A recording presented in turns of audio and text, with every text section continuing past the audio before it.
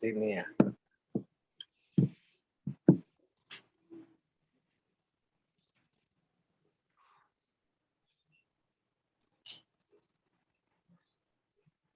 Apa ini?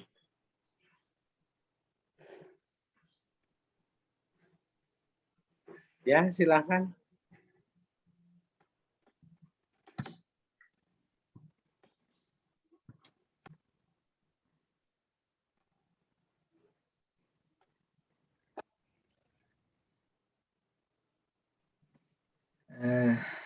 Bismillah. Alhamdulillah. Saya akan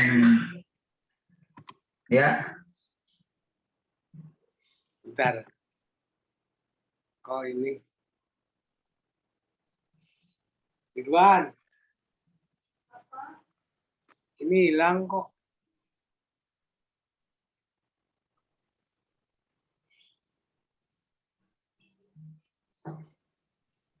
Tinggal di sini gitu. Iya.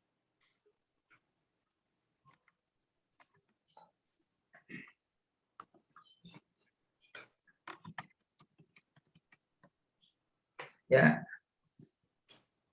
Coba silakan. Ya. Syarah hadis menutup mulut saat apa nih? Sholat di masa pandemi. Syarah hadis larangan menutup mulut saat sholat di masa pandemi COVID-19.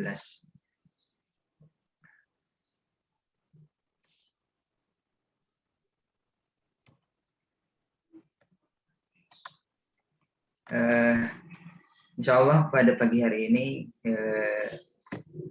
saya akan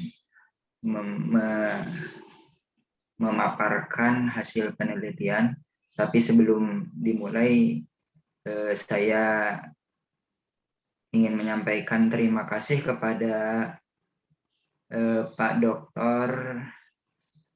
Badri yang telah memberikan kesempatan kepada saya untuk memberikan pemaparan pada pagi hari ini, dan juga saya berterima kasih kepada teman-teman sekalian yang bersedia menyimak apa yang telah saya tulis di sini berupa penelitian. Insya Allah yang akan saya bahas adalah syarah hadis larangan menutup mulut saat salat di masa pandemi COVID-19. Ya. Jadi terdapat hadis yang melarang menutup mulut di saat sholat. Ya. Dan perlu kita ketahui juga bahwasanya mengenakan masker di masa pandemi ini memang salah satu protokol yang diterapkan di Indonesia ya demi mencegah tersebarnya virus COVID-19. COVID-19 ini sebenarnya wabah yang sudah mendunia ya, sudah kita ketahui bersama, dan bahayanya pun sudah dibuktikan secara data dan fakta. Ya, sehingga perlu ada pencegahan, diantaranya memakai masker.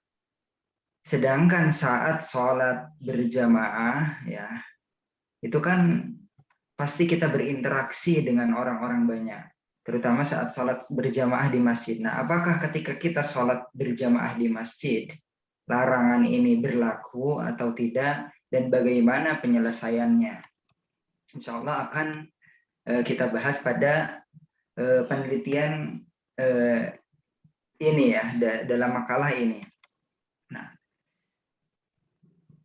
penelitian ini pada dasarnya membahas tentang hadis larangan menutup mulut, ya, mengenakan masker di saat sholat di masa pandemi COVID-19. Nah, dan ini akan kemudian juga di penelitian ini akan diulas kualitas hadis larangan menutup mulut saat sholat dan bagaimana syarah hadis larangan menutup mulut ya, secara umum, dan bagaimana syarah hadis, penjelasan hadis larangan ini saat sholat sebagai larangan mengenakan masker saat sholat di masa pandemi COVID-19 ya. Nah, kalau dilihat ya, sudah ada penelitian-penelitian yang menjelaskan atau yang memaparkan dan membahas tentang masalah ini. Ya, di sini ada beberapa penelitian yang saya cantumkan. Ya, di antaranya penelitian dengan judul Pencegahan COVID-19 dalam tinjauan usul fikih dan fikih. Nah, dalam penelitian ini menggunakan studi kepustakaan dan peneliti menggunakan analisis yang menggunakan dengan ilmu usul fikih. Ya. Nah, ini kaitannya dengan penanggulangan COVID-19 dan tidak khusus membahas hadis ya. Kalau penelitian saya khusus membahas syarah hadis yang kaitannya dengan menutup mulut saat sholat, terutama ketika di masa pandemi COVID-19. Kemudian penelitian yang berikutnya adalah penelitian yang diberi judul Rukhsah beribadah di tengah wabah COVID dengan mengutamakan maslahah mursalah. Nah, ini penelitian ini juga membahas tentang bagaimana rukhsah beribadah ya umum. Jadi termasuk rukhsah apakah sholat perlu di masjid atau di rumah dan sebagainya ya. Ini walaupun rukhsah ini pun masih diperdebatkan ya di dalam penelitian ini dicantumkan. Kemudian penelitian berikutnya, penggunaan masker penutup wajah saat sholat sebagai langkah pencegah wabah coronavirus. Nah ini pun ya ini yang paling mirip dengan penelitian saya, akan tetapi ada sisi perbedaan karena kalau penelitian saya ini lebih ke membahas tentang penjelasan hadis ya, penjelasan hadis yang melarang menutup wajah saat sholat. Sedangkan dilihat dari judul penulisan di sini ini lebih umum ya, lebih umum, tidak khusus pada hadis ya, hadis yang saya sebutkan. Nah,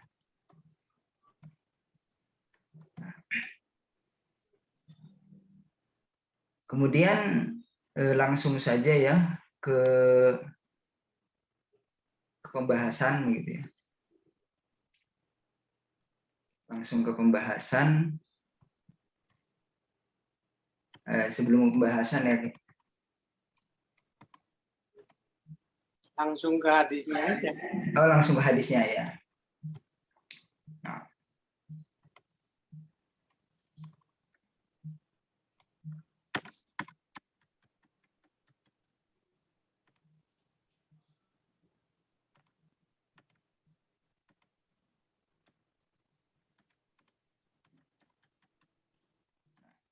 Kita langsung bahas hadis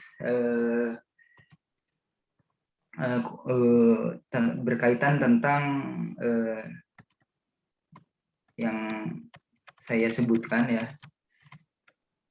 Kualitas hadis, larangan menutup mulut saat sholat. Ya, pertama yang akan dibahas kualitas hadisnya. Pertama, studi singkat sanad dan kualitas hadis larangan menutup wajah saat sholat. Ya. Hadis larangan menutup mulut saat sholat dikeluarkan oleh beberapa muhadis, di antara lain oleh Abu Dawud, Ibnu Majah, Ibnu Khuzaimah, Al-Hakim, Al-Baihaqi, dan Ibnu Hibban. Nah, jalan-jalan sanad periwayatan di atas berporos pada Al-Hasan bin Zakwan, Abu Salamah Al-Basri, dari Sulaiman Al-Ahwal, dari Atha, dari Abu Hurairah radhiyallahu anhu. Pada sanad Ibnu Majah, Sulaiman Al-Ahwal tidak disebutkan. Ya, jadi ada perawi yang tidak disebutkan di dalam sanad Ibnu Majah, yaitu Sulaiman Al-Ahwal. Namun pada sanad Al-Hakim, Al-Hasan bin Zakwan disebutkan dengan nama yang berbeda. Nah, jadi Al-Hakim ini menyebutkan Al-Hasan bin Zakwan dengan tasghir ya. Al-Husain bin Zakwan. Nah ini kekeliruan dari hakim ya. Sebagaimana kalau kita lihat dari jalur-jalur lain nama beliau adalah Al-Hasan bin Zakwan ya. Kalau kita telaah lagi dari sumbernya semua rata-rata mengatakan Al-Hasan bin Zakwan. Nah, terus juga di sini Imam Nawawi menerangkan bahwa Al-Hasan bin Zakwan telah dinilai lemah oleh Yahya bin Ma'in, Nasa'i, dan Daraqutni. Walau demikian, Imam Bukhari mengeluarkan hadis dari perawi ini. Ya, jadi Imam Bukhari mencantumkan perawi ini dalam sahihnya, menggunakan perawi ini. Berarti menunjukkan menurut Imam Bukhari perawi ini masih bisa diterima. Nah, di dalam Sahih Bukhari dan juga Abu Daud tidak menilai lemah perawi ini. Nah, ini penjelasan ini adalah dijelaskan oleh Imam An-Nawawi. Sehingga periwayatan perawi ini tetap dapat diterima ya. Kemudian kualitas hadis ini dinilai hasan oleh Al-Albani ya, oleh Al-Albani. Penilaian hasan tentang sanad hadis ini telah dijelaskan juga oleh Al-Iraqi dalam bukunya yang dikenal dengan nama Takhrij Ahadits Al-Ihya, atau kalau dilihat judul aslinya Al-Mughni an Hamlil Asfar 'alal Asfar fi Takhrij ma fil Ihya'i minal Akhbar ya.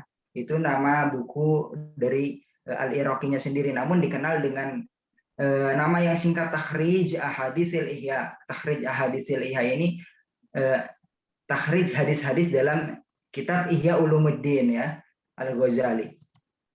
Nah, Al-Hakim juga menilai hadis ini dengan penilaian sahih selaras dengan persyaratan Bukhari dan Muslim. Hanya saja mereka berdua tidak mengeluarkan redaksi yang menyebutkan larangan menutup wajah atau menutup mulut ya. Jadi hadis ini nanti akan dijelaskan matan hadis ini ya. Penilaian Al-Hakim ini disepakati oleh Az-Zahabi. Nah, sekarang kita akan beralih matan hadis larangan menutup mulut saat sholat ya. Terdapat dua redaksi matan hadis larangan menutup wajah saat sholat. Nah, di sini ada dua ya. Ada dua. Yang pertama, naha Rasulullah Shallallahu Alaihi Wasallam an yughattiyar rajulu fahu fis sholah ya. Nah, di sini redaksi yang pertama, redaksi matan yang pertama. Rasulullah Shallallahu Alaihi Wasallam melarang seseorang menutup mulutnya ketika sholat ya. Nah, sedangkan redaksi yang kedua, matan yang kedua itu larangan ini tidak dengan dalam satu larangan ya. Maksudnya bukan hanya larangan menutup mulut saat sholat, namun ada larangan lain ya. Rasulullah Shallallahu Alaihi Wasallam anisadli fis sholati wa an yughattiya fahu ya.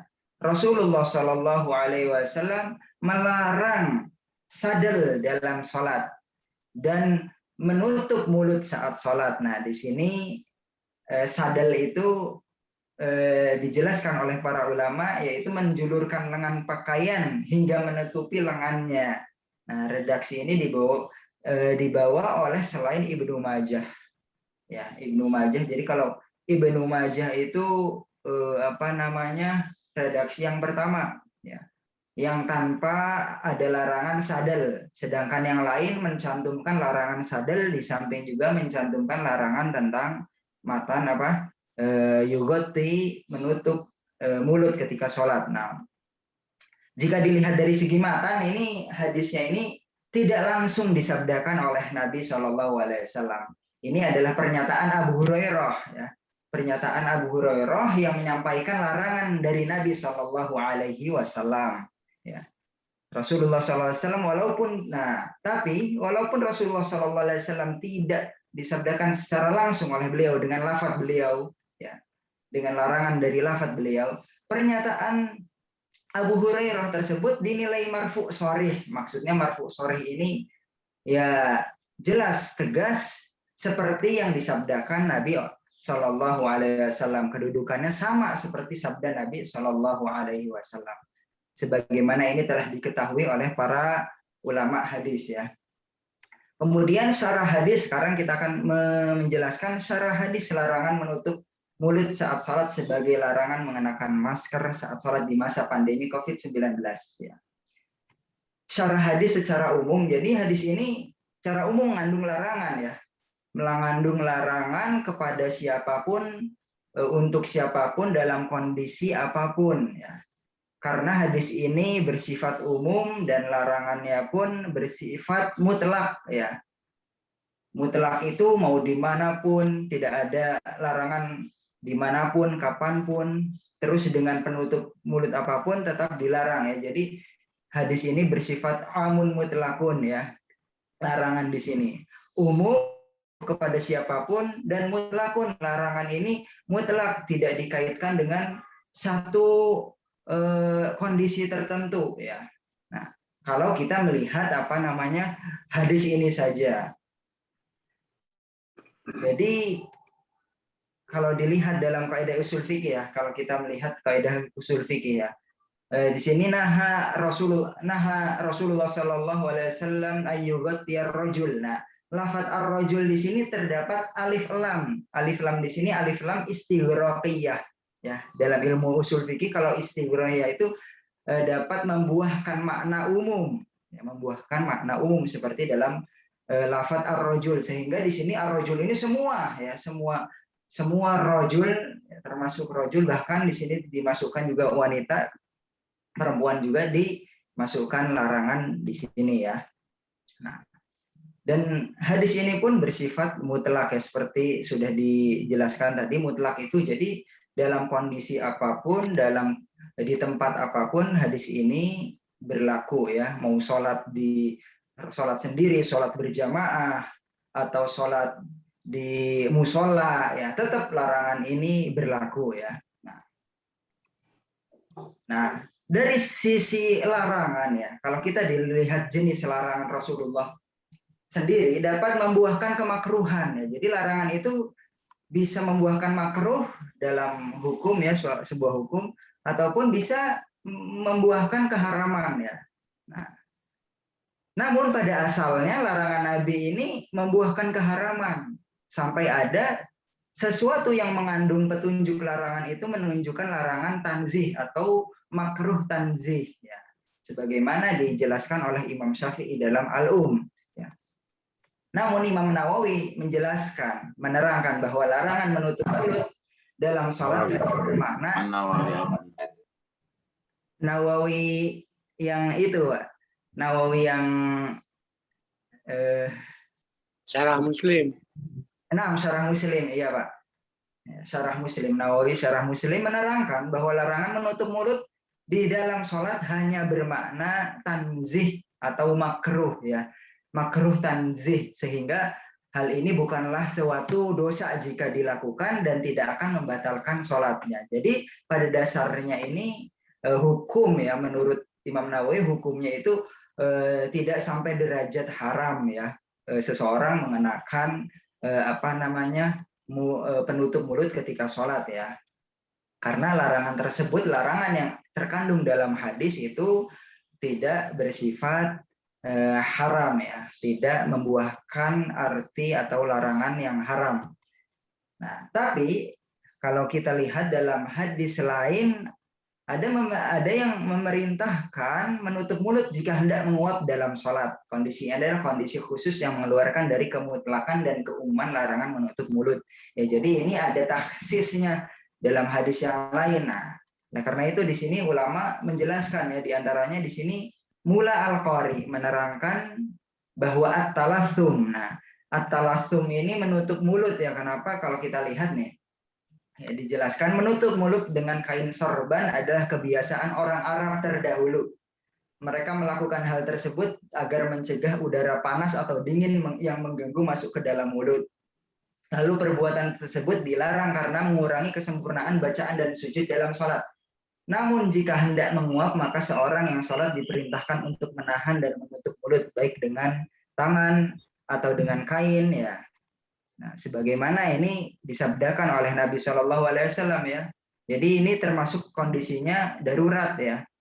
Rasulullah SAW menjelaskan, idza tasa'aba ahadukum fi sholati falyaqdhim mastata'. Jika kamu nguap, apabila salah seorang dari kalian menguap ketika sholat, maka tahanlah semampunya. Dalam sebuah riwayat, ya, falyumsik biyadihi ala famihi fa inna syaitana yadkhulu fihi. Maka tutuplah dengan tangannya, sesungguhnya setan masuk ke dalamnya. Dalam riwayat Muslim, wa in lam yaqdir fala ba'sa an yad'a yadahu au kummahu ala fihi. Dan jika tidak mampu menahan menguap, maka tidak mengapa menutup mulut dengan tangan atau kain pakaian ya. Jadi ini adalah termasuk pengecualian ya, pengecualian karena ada perintah Rasulullah yang lain, sehingga hadis yang umum tadi berupa larangan ya, larangan menutup mulut saat sholat, dan ada kondisi khusus ya, diantaranya saat menguap ya, menguap diperintahkan untuk menutup ya. Nah, oleh karena itu dalam kondisi tersebut atau juga dalam kondisi-kondisi semisal, yaitu ketika timbul suatu yang bersifat darurat, maka larangan bisa menjadi suatu yang dibolehkan. Dari sinilah kaidah fikih ditetapkan, ad-daruratu tubihul mahdzurat. Darurat ini, bahaya ini, keadaan darurat ini membolehkan sesuatu yang dilarang. Dan juga kaidah ma'ubi halid darurati yuqaddaru biqadariha. Apa-apa yang dibolehkan karena darurat mesti ditakar sesuai dengan tingkat bahaya. Ya, jadi tetap darurat itu tidak terus ada, sehingga darurat ini disesuaikan dengan tingkat bahaya yang ditimbulkan dari perkara tersebut ya. Nah, sekarang kita masuk ke syarah hadis terkait dengan mengenakan masker saat sholat di masa pandemi ya. Nah, ini sudah ada gambaran umum dari syarah tadi. Pada dasarnya mengenakan masker itu hukumnya itu makruh. Jadi walaupun tidak ada alasan apapun, memakai masker itu tidak sampai mengantarkan kepada dosa begitu ya. Hanya sekedar makruh, dan orang yang tidak memakai masker tentunya lebih utama daripada orang yang tidak memakai penutup mulut, tentunya lebih utama daripada yang memakai tutup mulut ya, seperti itu. Syarah hadis terkait dengan mengenakan masker ini, kalau kita lihat ya, COVID-19 ini sudah jelas bahayanya ya. Sudah jelas berdasarkan data dan fakta ya. Dan sudah banyak korban jiwanya, dan kita lihat sendiri ya, di sekitar kita sudah nyata betul-betul terlihat. Nah, pemerintah dalam mencegah ini, makanya pemerintah menerapkan prokes di tempat-tempat umum, termasuk di masjid. Nah, di masjid ini kalau kita mau sholat ya harus pakai masker ya, karena itu adalah perintah, ketentuan dari perintah. Nah, hanya saja terdapat hadis menutup mulut saat sholat seperti yang setelah dipaparkan tadi. Oleh karena itu ya, masjidnya ditutup. Masjidnya ditutup sekarang, iya Pak. Itu pakai masker. Ya. Masjidnya kalau sudah dibuka kan tetap sholat berjamaah Pak. Iya, ditutup tapi. Sekarang iya Pak. Ya. Ya. Nah, di sini dijelaskan, saya lanjutkan ya Pak. Iya kan. Oleh karena itu ya, di sini dijelaskan, memahami kondisi ini perlu diterapkan kaidah yang telah disebutkan bahwa ad-daruratu tubihul mahdzurat. Keadaan darurat atau membahayakan membolehkan suatu yang dilarang. Nah, di sini saya jelaskan, penyebaran COVID-19 adalah sesuatu yang sangat membahayakan dan telah memakan banyak korban meninggal. Dapat dicegah dengan mengenakan masker di tempat umum, termasuk di saat sholat berjamaah di masjid. Dengan demikian, maka mengenakan masker saat sholat berjamaah di masjid dibolehkan dan tidak dimakruhkan karena terdapat bahaya resiko penyebaran COVID-19. Nah, jika meninjau hadisnya, jadi ada hadis lain, la darara wala dirar. tidak dibenarkan mendatangkan bahaya dan membahayakan. Nah, mengenakan masker ya saat sholat berjamaah di masjid menjadi suatu keharusan karena hadis tersebut terdapat larangan membahayakan. Jadi hadis tadi ya la doror wala diror itu larangan mendatangkan bahaya, menimbulkan bahaya, serupa dengan mengenakan masker saat sholat berjamaah di masjid di masa pandemi COVID-19 yang dapat membahayakan jemaah sholat ya. Berdasarkan paparan di atas, orang yang mengenakan masker saat sholat berjamaah di masa pandemi COVID-19 tidak dikategorikan telah melanggar larangan Rasulullah Shallallahu Alaihi Wasallam mengenakan penutup mulut saat sholat. Namun mengenakan masker saat sholat berjamaah di masa pandemi COVID-19 termasuk menjalankan sabda Nabi Shallallahu Alaihi Wasallam yang lain, yaitu la dororo wala diror, tidak dibenarkan mendatangkan bahaya dan membahayakan. Dari hadis ini lahir sebuah kaidah fikih yang berbunyi ad-dararu yuzal, bahaya harus dihilangkan. Nah, di sini dijelaskan lagi, saya jelaskan lagi, adapun mengenakan masker saat sholat di tempat yang tidak ada resiko penyebaran COVID, seperti saat sholat di rumah yang dipastikan penghuni rumah lain tidak ada yang terinfeksi COVID-19, maka larangan mengenakan penutup saat sholat tetap berlaku dengan menerapkan sebuah kaidah yang masih terkait dengan kaidah sebelumnya. Ma ubiha lid-darurati yuqaddaru biqadariha. Ya, apa-apa yang dibolehkan karena darurat mesti ditakar sesuai dengan tingkat bahaya. Menutup mulut saat sholat dibolehkan, bahkan diharuskan ketika ada bahaya resiko COVID-19. Ketika bahaya tersebut hilang atau berkurang, maka akan kembali kepada ketentuan semula. Ya, seperti itu. Penutupnya adalah dari penelitian yang telah dilakukan menghasilkan beberapa kesimpulan, antara lain mengenakan masker di tempat-tempat umum di masa COVID-19 adalah keharusan demi mencegah resiko penyebaran virus tersebut. Hadis larangan mengenakan penutup mulut diriwayatkan oleh Abu Daud, Ibnu Majah, Baihaqi, Ibnu Khuzaimah, Al-Hakim, dan Ibnu Hibban. Hadis ini dinilai hasan oleh Al-Albani dan Al-Iraqi dan dinilai sahih oleh Al-Hakim serta disepakati oleh Az-Zahabi. Larangan menutup mulut ya, yang ketiga, larangan menutup mulut saat salat bermakna makruh tanzih, tidak berdosa jika dilakukan dan tidak membatalkan salat. Yang keempat, mengenakan masker saat salat berjamaah di masa pandemi COVID-19 tidak termasuk dalam kategori melanggar larangan dalam hadis demi mencegah resiko penyebaran COVID-19 karena kondisi tersebut darurat. Poin kelima, kesimpulan kelima, mengenakan masker saat sholat di masa pandemi COVID-19 adalah bentuk ketaatan kepada Nabi SAW yang melarang membahayakan. Yang keenam, mengenakan masker saat sholat di tempat yang tidak ada resiko penyebaran COVID-19 kembali masuk dalam keumuman hadis larangan menutup mulut saat sholat. Wallahu a'lam. Ya, itu saja yang dapat saya paparkan di sini ya, hasil penelitian atau makalah saya. Terima kasih atas ala husni istimaikum. Barakallahu fikum. Jika ada masukan dan pertanyaan, silahkan ditanyakan kepada ya, atau ada yang mau menambahkan ya. Barakallahu fikum. Terima kasih. Ya. Kesimpulan pertama,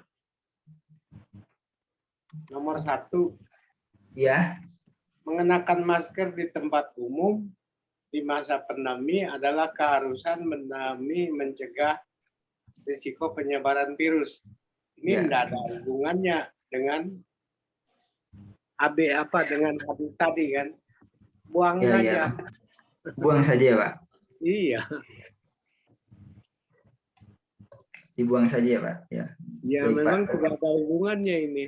Poin ini kan. Iya. Itu mau hubungannya dengan wali kota. Di situ dicarikan wali kota. Oh iya, Pak. Terus kayaknya di sini cocok buat itu tuh. Yang apa? Hijaber itu yang pakai apa? yang tinggal matanya doang itu. Wanita yang apa? Yang pakai hijab nutup semua kecuali matanya. Sadar, niqab. Cadar itu. Jelas dia kondisinya bukan darurat. Dulu saya sebutnya waktu kecil saya menyebut mereka Islam licik gitu. Dia bisa lihat orang tapi orang lain nggak bisa lihat dia gitu. Jadi Islam licik gitu. Dulu saya menyebutnya begitu tahun 80 itu. Ketika melihat di Tasik tahun 80-an. Nggak tahu itu. Kata saya, kok Islam licik, dia mah bisa lihat kita, kita mah nggak bisa lihat dia gitu. Terus kalau dipersoalkan hadis ini, toh kalau makruh saja nggak masalah kan, dilanggar juga. Iya, Pak. Walaupun sebenarnya kalau dilihat lagi ada ulama lain yang mengharamkan, tapi kalau saya sendiri condongnya ke makruh aja, jadi saya cantumkan. Masalahnya banyak juga kan, banyak juga hadis yang menunjukkan bahwa larangan ini sebetulnya tidak terlalu tegas kan gitu, sehingga jatuh pada makruh. Atau kalau makruh juga nggak perlu dipersoalkan gitu kan. Toh tidak dihukum kan melanggar yang makruh. Buktinya umat Islam suka pada yang makruh, dahar jengkol, dahar bawang. Ya, Iya, Pak. malah hadis tentang bawang itu banyak sekali yang melarang, bahkan tegas sekali. Kalau perlu dibakar itu. Musolanya ya karena bau bawang itu. Kayak sampai begitu kan.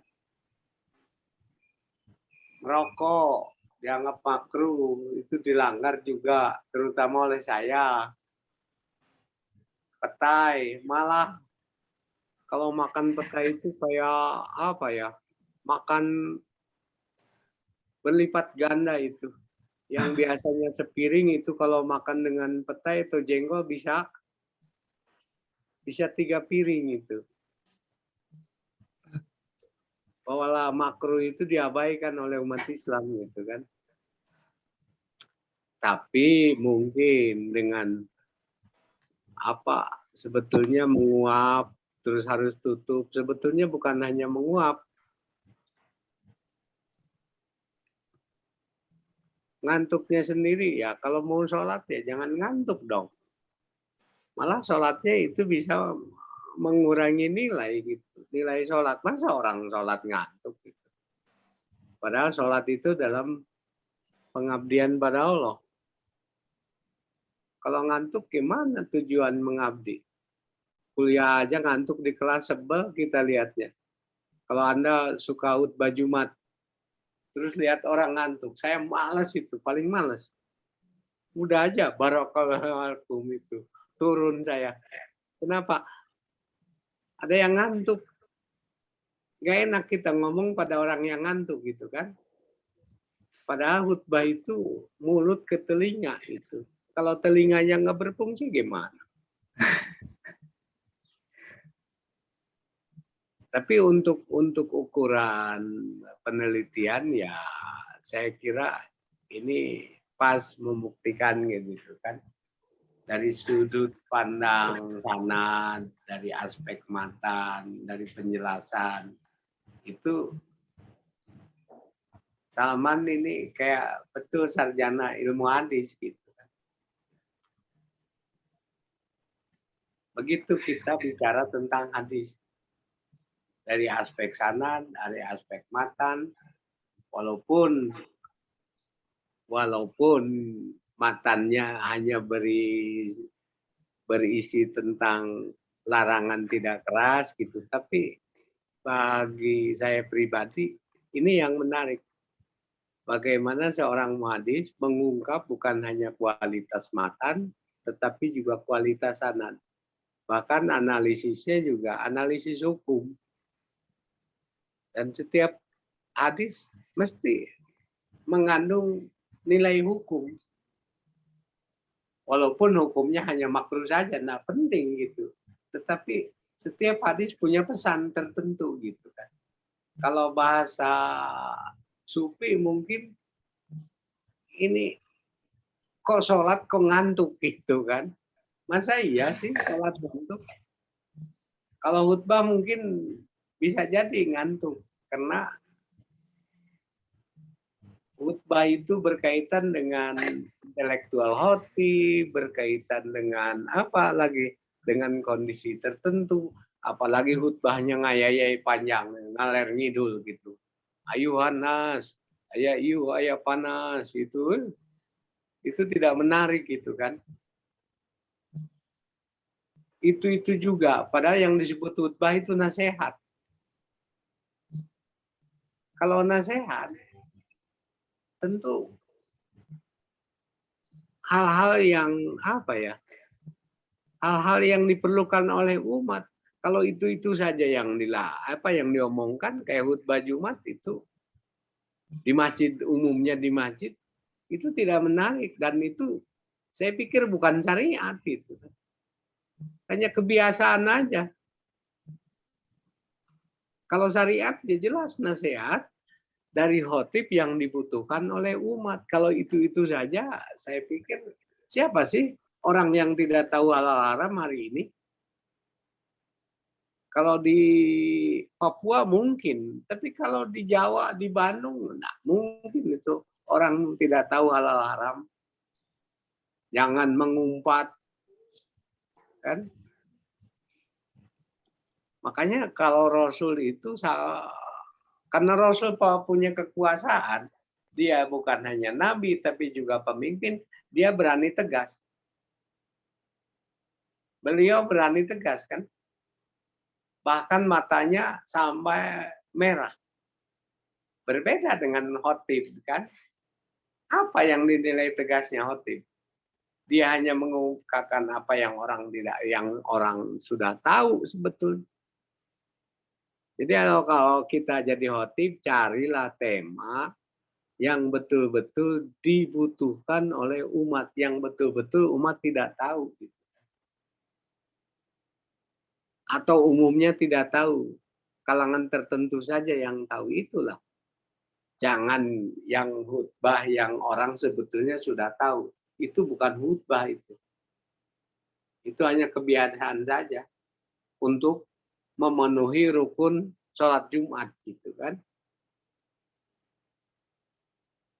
Betul, rukun dan syaratnya terpenuhi, tapi kualitasnya tidak terpenuhi.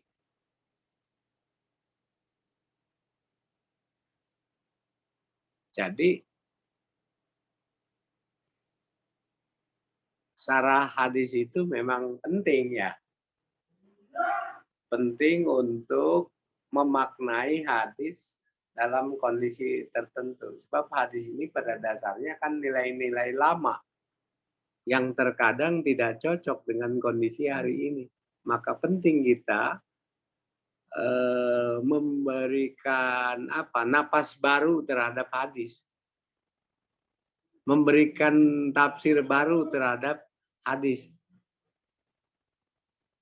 Apalagi yang jauh udah kadaluarsa.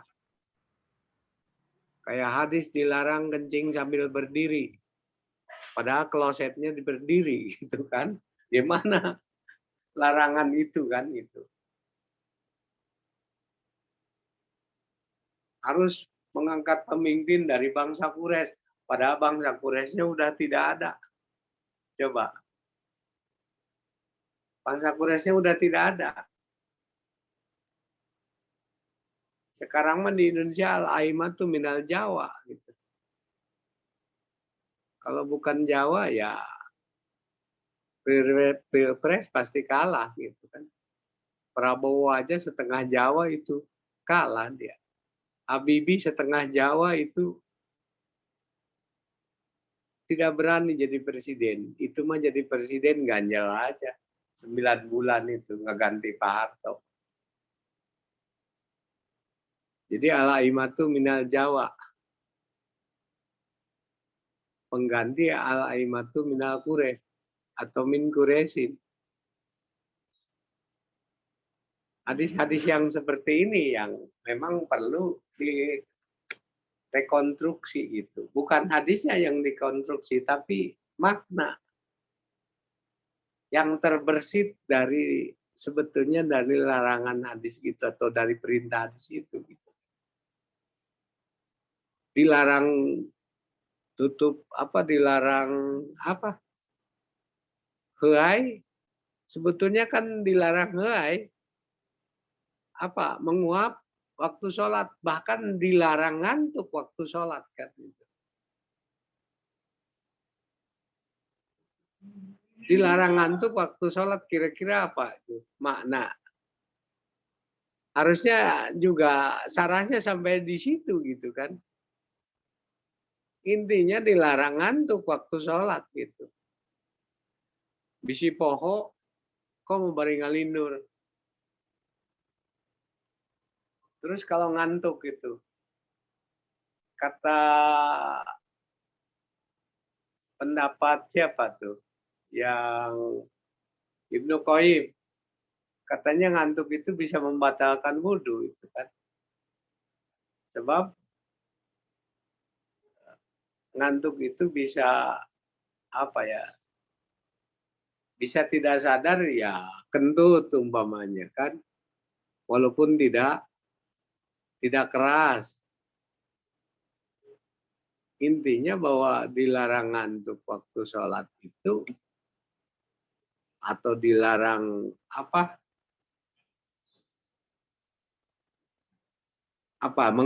menguap itu kan ngantuk kan, itu sebetulnya larangannya ke sana. Bahkan bisa jadi sholat ngantuk itu tidak sah gitu kan.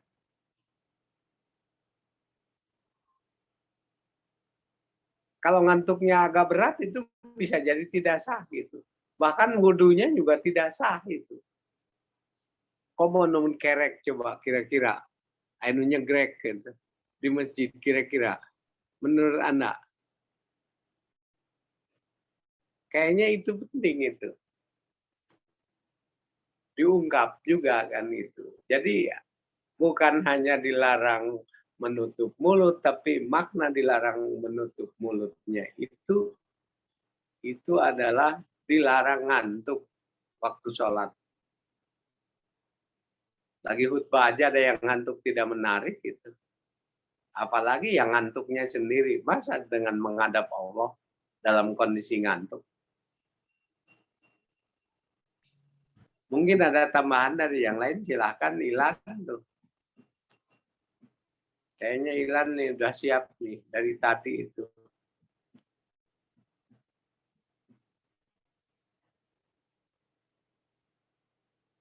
Ada Ilan, ada Prija, ada Said, ada Salma, ada Anger, ada Sopi. 8 orang. Ada Fikri juga, Pak.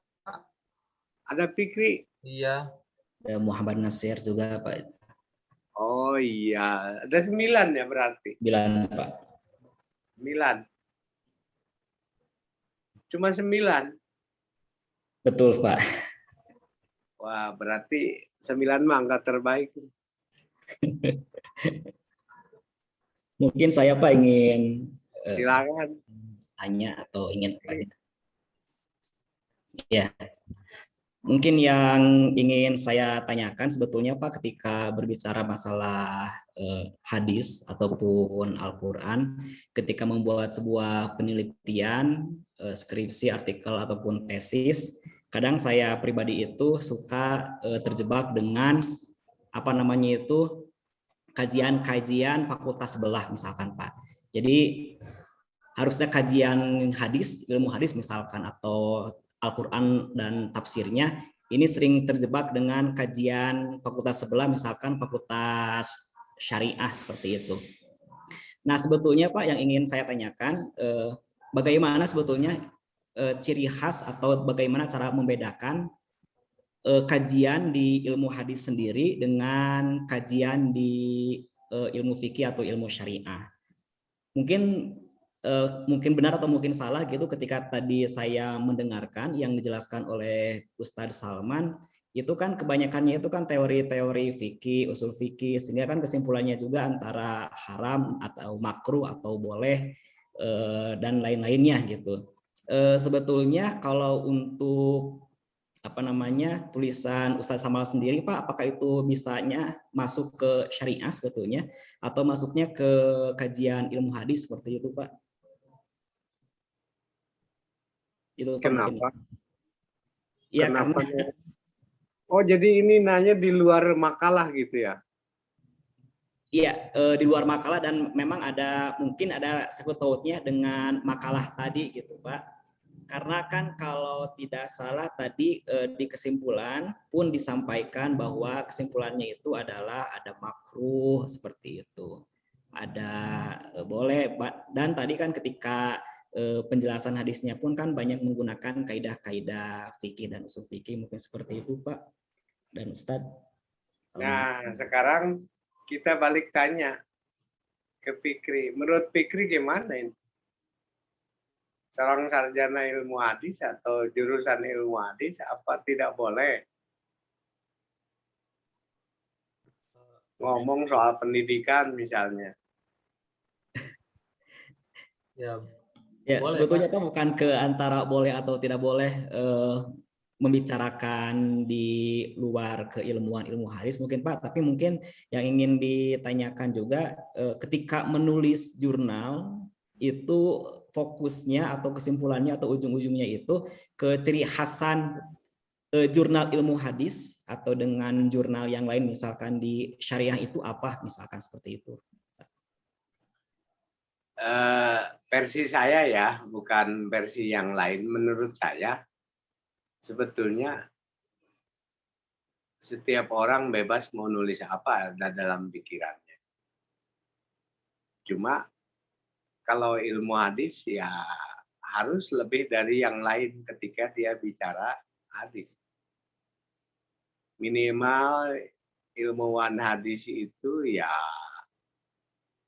jangan terjebak oleh apa oleh hadis palsu atau doi, sehingga dia tahu kualitas hadis itu seperti apa gitu kan. Kalau jurusan yang lain kayak kita tahu umpamanya hadis-hadis tarbawi gitu kan, ternyata isinya hadis banyak yang diragukan gitu kan kualitasnya gitu kan. Itu menunjukkan bahwa dia bukan sarjana ilmu hadis. Oleh karena itu, sarjana ilmu hadis mau bicara apa saja, dia harus tahu kualitas hadis yang dia kutip itu kan seperti apa. Itu yang terpenting menurut saya. Seorang sarjana ilmu hadis. Mau bicara tema apa saja, tetapi ciri khas sarjana ilmu hadisnya jangan dibuang. Sehingga dia bisa merambah hadis dengan kualitas yang tidak jelas gitu kan. Umpamanya kasus Salman. Dia bicara soal apa sih pentingnya. Bagi saya ya memang materinya sederhana gitu kan. Tetapi dengan terlihat kesarjanaan ilmu hadisnya, dia mengungkap sanad, mengungkap rawi, dan kemudian karena isinya lagi viral, umpamanya kan lagi dibutuhkan masyarakat, dia menariknya pada kasus yang sederhana ya, menguap itu kan, atau ngantuk kan, sehingga tutup mulut kayak seperti itu. Itu tidak toh nilainya cuma makruh doang, tapi di situ terlihat ada kesarjanaannya gitu. Bahkan kalau mau kata saya sebetulnya kita telah kemukakan silabi yang yang versi saya itu. Hadis dan dengan kasus kontemporer. Yang kontemporer itu batasannya sudah dijelaskan. Kontemporer bukan istilah, tapi kontemporer istilah ilmu yang telah dibuat orang, misalnya kasus kelebihan jumlah penduduk, kan, padatnya kota, terus kasus umpamanya dengan kepadatan kemacetan yang luar biasa. Apa hanya 15 kilo perlu dijamah sholat gitu. Tapi 15 kilo, Masya Allah itu kan, membuat pusing gitu kan.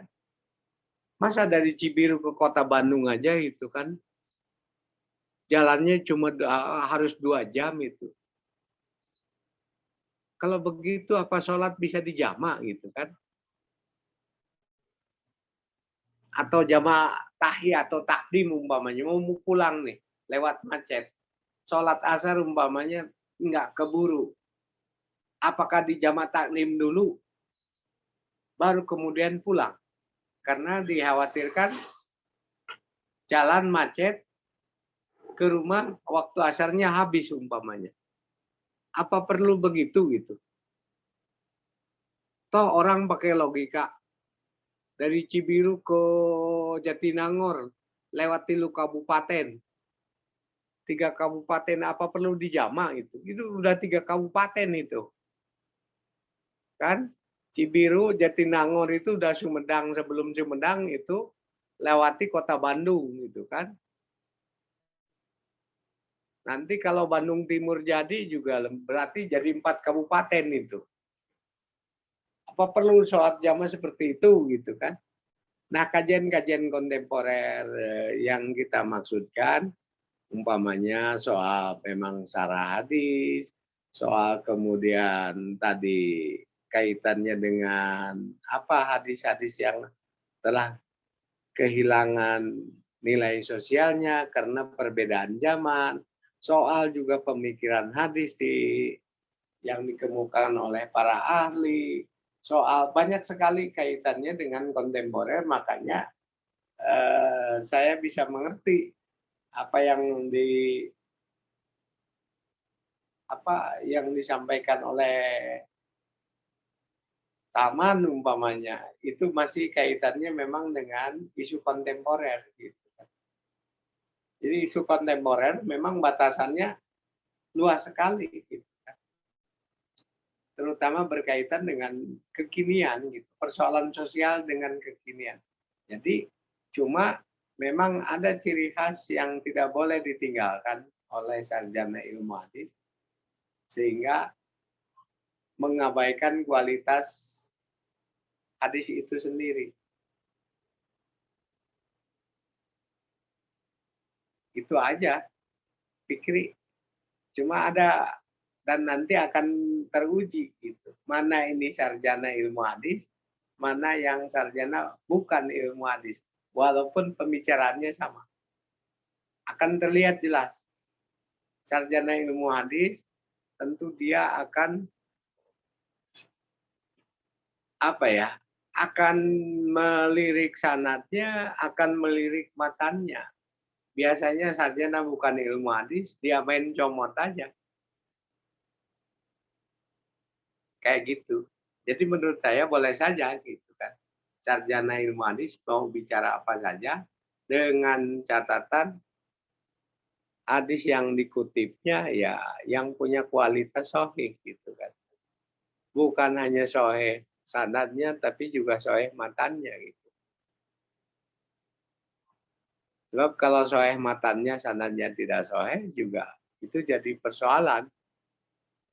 Matannya sahih kalau sanadnya sanadnya sahih kalau matannya tidak sahih juga perlu penjelasan lebih real gitu kan. Kayak seperti itu. Itu aja. Ada yang lain?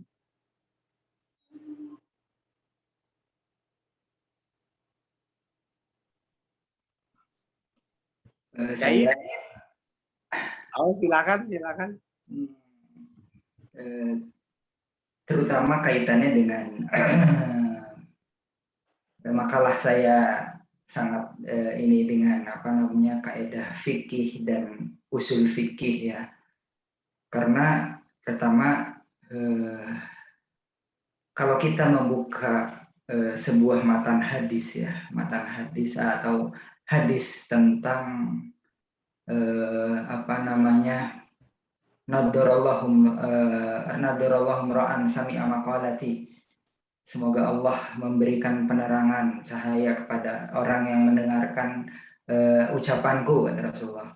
Kemudian disampaikan sesuai apa namanya sesuai dengan yang disampaikan olehku. Nah, kalau kita lihat dari redaksi matan hadis ini dari berbagai jalur itu farubba hamili fiqhin ila man huwa afqah minhu.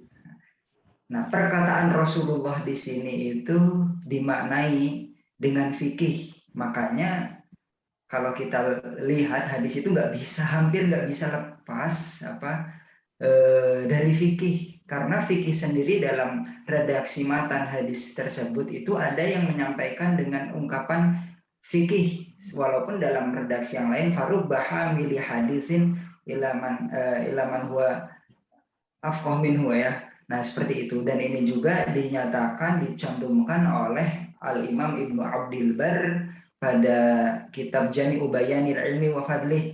Nah, Imam Ibnu Abdil Bar itu menyampaikan, menukilkan jalan-jalan riwayat hadis ini. Hadis ini itu ucapan Rasulullah itu dimaknai dengan fikih. Nah, jadi susah. Nah, kemudian juga kalau dilihat ya, syarah hadis para ulama itu nggak lepas dari menggunakan kaedah-kaedah fikih, ya, nggak lepas itu susah. Jadi kalau kita nggak bisa melepaskan hadis ya hadis, fikih ya fikih ya nggak bisa, karena fikih sendiri kesimpulan kaedah fikih, usul fikih itu sumbernya kalau nggak dari Al-Quran ya dari hadis. Jadi ya mau nggak mau sebagai ya kita sarjana, kita yang berbicara hadis begitu ya, kita yang berbicara hadis sangat sulit atau bisa dibilang tidak mungkin lepas dari yang namanya fikih, usul fikih, kaidah fikih ya, seperti itu mungkin yang saya pahami. Ya, terima kasih. Kang Salman, bisa saya? Silahkan. Pertama, ini kan hadis di sini disebutkan tidak dikatakan langsung oleh Nabi ya. Ya, jadi oleh sahabat. Kalau boleh saya tanya, apakah ada asbabul wurudnya nggak terkait dengan kenapa sahabat sampai mengeluarkan pernyataan seperti ini gitu? Ada dua versi kan? Dua versi. Yang satu bahasa Abu Hurairah, riwayat bil makna, yang satu langsung sabda Nabi kan? Oh ya. Oke. Nah, setelah itu yang pertama mungkin, atau walaupun mau Nabi atau Rasul, apakah ada asbabul wurudnya sehingga Nabi berkata ataupun sahabat berkata seperti itu. Yang kedua, saya di sini membaca bahwa di kebiasaan orang Arab itu sering menutup mulut dengan sorbannya. Di sini dikatakan dapat mengganggu atau mengurangi kesempurnaan bacaan dan sujud dalam sholat. Kalau sampai mengganggu, berarti mengganggu kesempurnaan gerak-gerik bibir mungkin ya. Itu artinya bacaan. Lah, ya, menutup mulut seperti apa yang sampai dapat mengganggu kesempurnaan bacaan? Ya. Bacaan berarti ini imamnya nguap gitu. Kalau makmum kan diam. Nah ya. Ini coba dikonfirmasi ke pemakalah ini. Iya Pak, ini saya itu pertama. Jadi ini menutup mulut kan ini saya konteksnya dulu kan teksnya dulu menutup mulut saat sholat. Nah disebutkan di sini disinggung oleh Mas Salman bahwa di kebiasaan orang Arab selain memakai sorban yang menutup mulut. Nah itu apakah ada persambungan antara hadis yang tadi dilarangan menutup mulut dalam sholat dan kebiasaan orang Arab yang menutup mulutnya, sehingga sampai dikatakan bahwa menutup mulut itu dapat mengganggu atau mengurangi kesempurnaan bacaan, baik itu sholat berdiri atau dalam sujud. Nah pertanyaannya, menutup mulut seperti apa sampai mengganggu kesempurnaan bacaan, begitu loh. Seingat saya sih, ya. Terus yang baca itu berarti dia posisinya makmum atau imam. Nah itu juga perlu dijelaskan juga Pak. Nanti saya larinya ke sana. Nah ini larangan ini diarahkan kepada siapa? Teksnya yang jangan-jangan teksnya yang salah atau sarahnya yang justru tidak tepat gitu kan? Iya. Iya Pak itu. Coba dikonfirmasi ini ke ya, sampai sana ya. Iya. Sebenarnya kalau kita lihat ya hadis lebih luas ya, hadis ini lebih luas ya. Sebenarnya ada lafaz yang langsung Rasulullah Shallallahu Alaihi Wasallam sabdakan. Maksudnya tanpa redaksi seperti yang disampaikan Abu Hurairah. Ya, itu dikeluarkan oleh At-Tabarani dalam Mu'jam Kabir ya. Dan saya sendiri belum meneliti lebih dalam, tapi sepintas riwayat tersebut validitasnya itu diragukan begitu ya. Namun kalau kita lihat hadis yang disampaikan di sini itu sahih, hasan atau sahih bahkan ya, sebagaimana penilaian para ulama terdahulu. Nah kalau kita lihat sebenarnya dari asbabul wurud sendiri secara lafaz dan redaksi riwayat itu tidak ada penjelasan tentang asbabul wurud ya. Tidak ada riwayat itu yang sebatas saya dapatkan itu tidak ada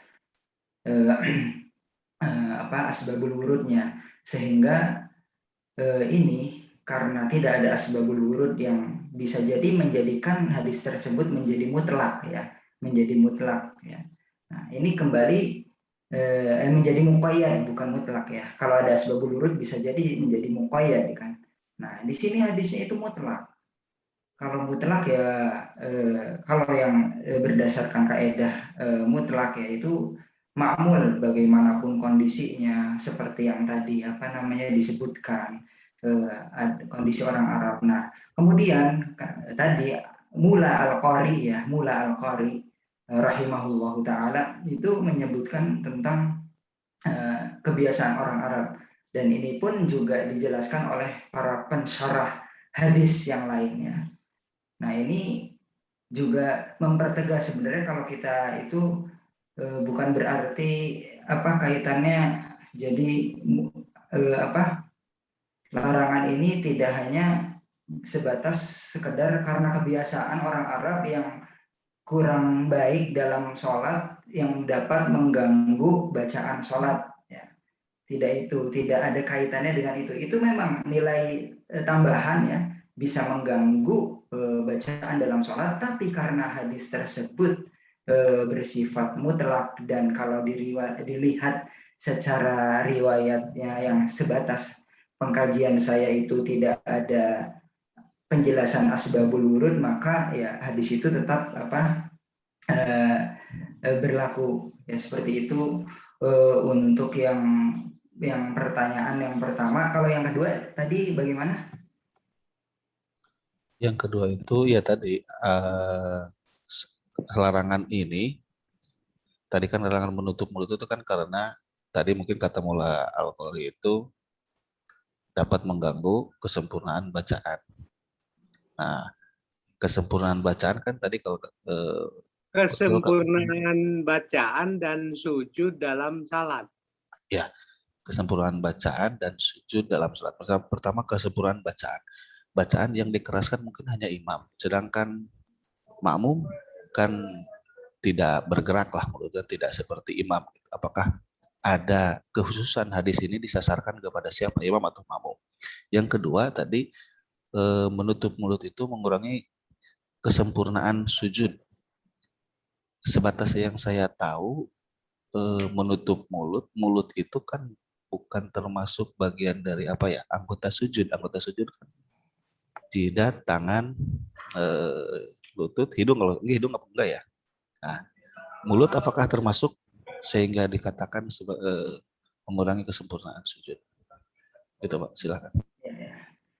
Jadi kalau kita lihat dijelaskan oleh saya di Sebentar, ini bukan hadis ya. ya. Ini justru pernyataan Qori itu kan, Mula Al-Qori kan itu kan. Dia menganggap larangan itu mengurangi kesempurnaan bacaan sholat dan mengurangi kesempurnaan sujud. Nah, pemaknaan Al-Qori ini tepat enggak gitu kan? Kalau balik ke hadisnya itu dilarang itu. Tidak dilarang pun ya tidak logis gitu kan. Masa orang sholat ngantuk sih gitu kan. Kata Sufi ini keterlaluan ini orang. Lagi menghadap Tuhan kok seperti itu gitu kan. Yang kedua, Mula Qori itu dia rasanya juga memberikan makna rasanya kurang tepat juga gitu. Mengurangi kesempurnaan bacaan. Siapa yang baca kata Ilan itu kan? Jangan-jangan ini dilarang bagi imam saja. Sebab makmum itu diam. Tidak baca apa-apa. Kan? Mendengarkan apa yang dibaca oleh imam kan? Begitu. Yang kedua juga mengurangi kesempurnaan sujud. Masa kersujud? Hei, ada enggak? Tidak logis ini. Hei itu apa menguap itu kalau kondisi tubuh diam. Kalau bergerak tidak. Itu tidak logis. Omongan faktual tidak sosiolog dengan fakta.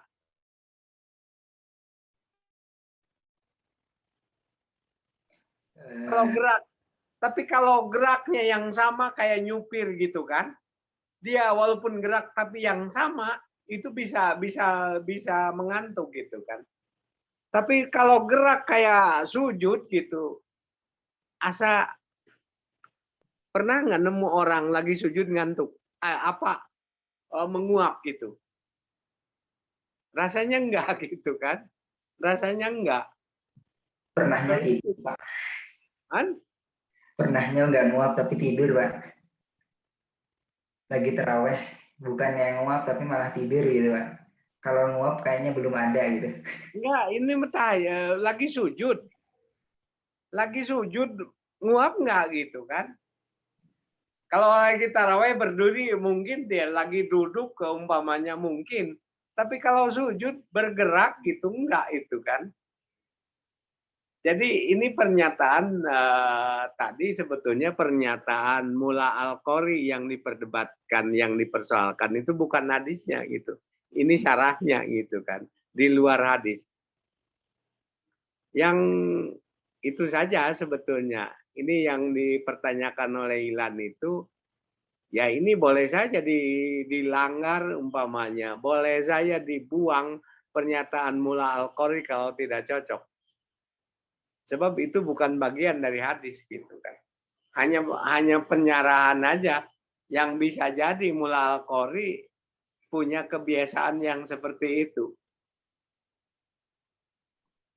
Masa kersujud ngantuk apa heuai sih? Asa teu mungkin. Karena fisik bergerak gitu kan. Kalau bergerak nggak mungkin. Lagi duduk mau tahiyat bisa jadi ngantuk. nungguan imam salam itu lila itu kan, sehingga ngantuk. Bisa jadi begitu. Jadi menurut saya ini pernyataan Mullah Al-Qadri tidak ada hubungannya atau dianggap tidak tepat ya.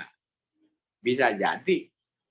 Atau menutup mulut itu kalau helai, kalau apa menguap itu kalau diam gitu kan. Masa imam ngantuk Bismillahirrahmanirrahim umpamanya kan? Pernah nggak Anda? Saya kalaupun dianggap ini umum ya jelas ini umum. Yang menarik perhatian saya justru tadi itu dalam struktur hukum. Ada marfu itu ada tasrihan, ada marfu itu ada hukman gitu kan. Kalau hukman itu sebetulnya hukman dan tasrihan itu perbedaannya tipis doang. Kalau hukman murni pemahaman dia terhadap teks, kalau tasrihan ada kaitannya dengan teks itu. Tidak terlalu jauh itu tasrihan. Makanya marfu tasrihan dianggap sarwa dengan aslinya itu. Kalau marfu hukman penafsiran yang dibenarkan gitu. Dalam struktur hukum begitu itu kan. Hukum syarah itu begitu.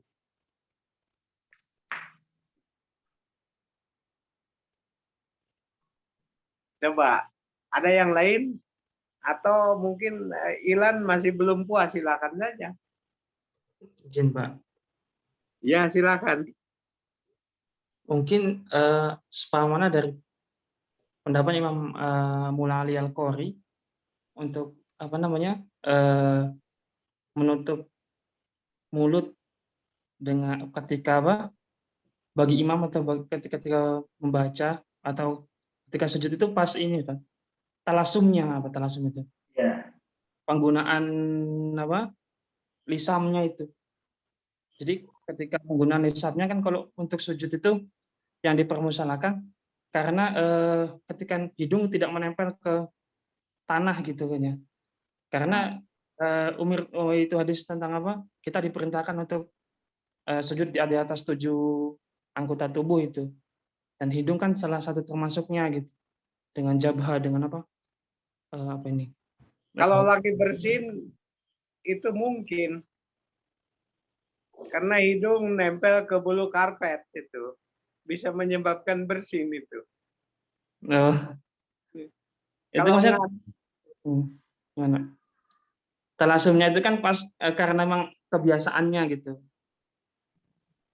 Kebiasaan orang Arabnya yang memang kalau ada hawa panas atau ada pasir ada apa mungkin itu yang ditutup dengan kainnya itu, lisamnya itu.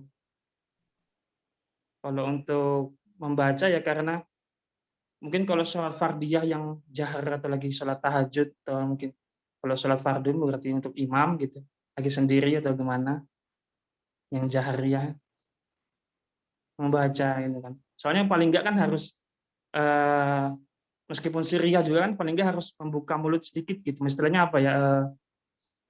Harokatul fam, menggerakkan mulut meskipun tidak mengeraskan suara. Jadi ketika menggerakkan mulutnya bisa terganggu dengan keadaan lisam tadi atau dengan penggunaan masker dan sebagainya itu yang mungkin dimaksudkan oleh Imam Mullah Ali Al-Qadri, Pak. Ya, itu sebenarnya itu sudah diungkap ya. Maksudnya Mullah Al-Qadri itu pakai serban biasanya sampai nutup hidung, dan yang dinyatakan Mullah Al-Qadri itu secara makna. Jadi saya singkat sebenarnya. Jadi kalau mau lebih detail tentang penjelasan Mullah Al-Qadri silahkan rujuk ke buku beliau Mirqatul Mafatih Syarah Mishkat Al-Masabih. Iya, tapi tadi itu bahwa Mula Al-Qori itu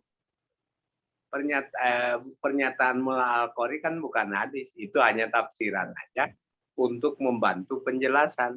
Suka tidak suka, ya sebetulnya bukan bagian dari hadis. Intinya hadis itu kan dilarang menguap waktu sholat, gitu aja kan. Reker sujud ge, reker takbir ke Allahu Akbar.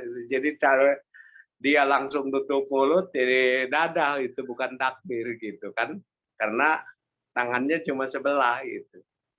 Nah, itu mah penjelasan Mula Al-Qori aja gitu kan untuk membantu menjelaskan bahwa kebiasaan Arab itu suka begitu kan itu. Tapi juga menurut saya malah tidak sosiologis gitu kan. Masa imam ngantuk sih? Yang tadi versi Sufi itu kurang ajar itu imam. Kalau makmum masih mending ngantuk, nggak apa-apa gitu kan. Karena dia duduk umpamanya telungkup, dia badan capek habis bekerja seharian, terpaksa harus ya memenuhi kewajiban sholat Jumat, terus duduk, imam ceramahnya sholatnya panjang, ceramahnya panjang, dia menyebabkan dia ngantuk gitu kan, menyebabkan dia menguap gitu kan. Tapi kalau imam ya keterlaluan gitu kan, itu aja. Dan kalaupun mau dipakai ya silakan aja. Mula Al-Qori pakai. Kalau saya punya logika sendiri gitu. Intinya dilarang ngantuk waktu sholat itu. Mau jadi imam ke, mau jadi makmum itu, paksakan itu. Mau khotibnya tidak menarik gitu kan. Yang saya sebutkan, ansitu wabalong gede, cisitu dan balong gede, itu mah angkot Tegalega itu kan. Nggak apa-apa gitu kan. Malah dulu saya khutbah Jumat tuh nggak menarik perhatian saya. Saking diulang-ulangnya, setiap orang pasti itu ngomongnya itu. Mana sih khutbah Jumat yang disebut rukun?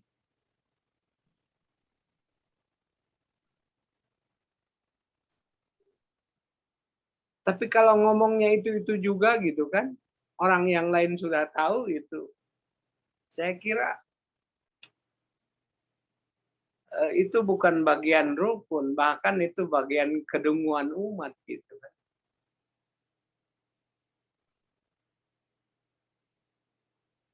Setiap khotib Jumat kok yang itu gitu yang diomongkan. Tapi kalau kita lihat Rasul berkhutbah berbeda-beda temanya gitu kan. Bahkan kalaupun yang sama dengan cara diulang Rasul marah gitu kan. Matanya sampai merah itu menunjukkan ketegasan beliau gitu. Bukan ayuhanas, ayah panas kayak gitu kan. Bukan itu gitu kan. Jadi itu mah ya namanya juga sarah. Sarah itu yang kita persoalkan justru jangankan sarah, hadis kita persoalkan. Terutama yang berkaitan dengan kehilangan nilai-nilai sosialnya itu. Kalau sarah ya terserahlah. Sarah itu bukan hadis gitu kan. Mau dibuang mangga juga kan, tidak dipakai juga mangga. Tapi kalau hadis tidak dipakai ya sebagai umat Islam keterlaluan gitu. Kalau sarah selama dia logis gitu kan, silahkan pakai. Kalau menurut Anda tidak logis ya tidak masalah. Saya sependapat dengan Ilan mengganggu kesempurnaan bacaan gitu. Berarti kalau yang baca sholat itu berarti minimal dia imam. Kalau yang mengganggu bacaan berarti dia sholat munfarid gitu kan. Dengan bacaan yang jahar kayak kata Said yang tadi kan. Masa lagi baca menguap itu.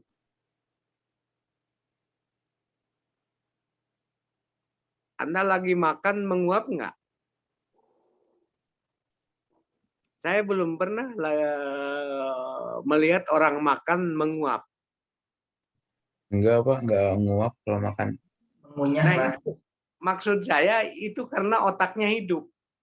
Yang menguap itu otaknya tidak hidup itu. Jadi sholat menguap itu yang kata Sufi, Anda terlalu lah. Masa lagi menghadap Tuhan? Tidak ada hadis itu pun sebetulnya terlarang secara substansial gitu kan. Kok lagi menghadap Tuhan kok masa begitu sih? Kerut baju mat aja, kuliah aja nu ngantuk kesel. Di baledog ku guru ku kapur dulu itu kan. Kan? Ada yang menguap begini kan di baledog ku guru itu kan, dilempar itu. Bahkan kalau gurunya rada kurang ajar, dilemparnya bukan oleh kapur, tapi oleh penghapus yang dari kayu itu kan, ngebeletak itu.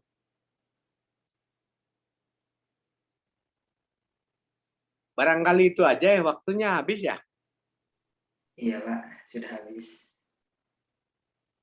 Minggu depan siapa?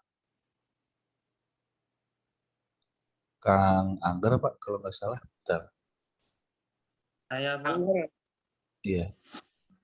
Siap Angger ya. Insya Allah Pak. Iya siap.